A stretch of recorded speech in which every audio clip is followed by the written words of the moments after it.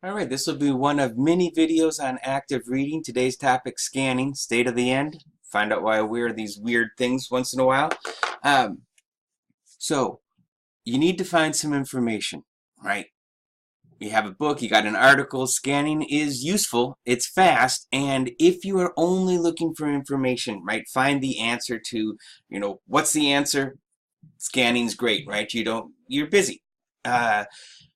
Now, there's a couple things that happen with scanning though, and I want to use our current article.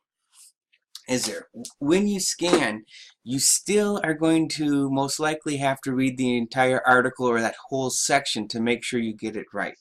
Right now, so I start reading. Blah, blah, blah. It says, hey, look, people don't know, they've never been taught how to send emails to their professors. I'm like, hey, that's interesting. It's true. Nobody ever taught me, but who cares? I keep moving on. And now I get to 10 elements of an effective, non-annoying email. Great. I know it's 10. This person has even listed them. All right, it's going to make my job very easy. Where you have to be careful, though, is check this out. All right, great. Here's an example. Why don't I just copy this and be done? I don't even have to spend another 2 minutes on this paper. Well, you do, because number one, does this make sense? Number four, this is a line that recognizes our common humanities. And sorry about that, I've been painting. What does that mean? I'm definitely going to have to go to 4. But actually, in this case, I'm going to need to read this whole thing or I'm going to make mistakes. So for example, number 5 says, I'm in your class, section number that meets on this date. If you stopped right here, you would lose points. You would get this wrong. Because if you go to 5,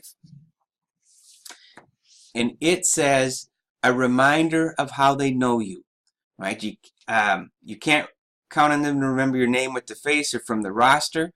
Now, on an online class, that's even more so. So how am I supposed to remember who you are? Now, if you did the first assignment, you've already sent me a picture, told me some stuff about you. That's what you would reference back there. Because if you say, hey, Steve, I'm in your English 1022 class. Well, 97 other people are in your English 1022 class. So that's not going to be helpful, right?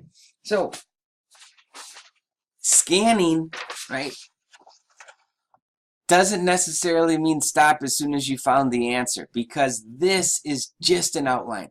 And each one of those things you need more detail. Now, some things you'll go through very fast and say, okay, salutation, put a deer in there. I get it, right? You don't have to spend any time on that. But as you read this, make sure you read the entire thing. There's also some translating you are going to have to do, because this is about asking a question, right? That's not exactly your assignment. Your assignment is to share some information. So you're going to have to adjust that, right?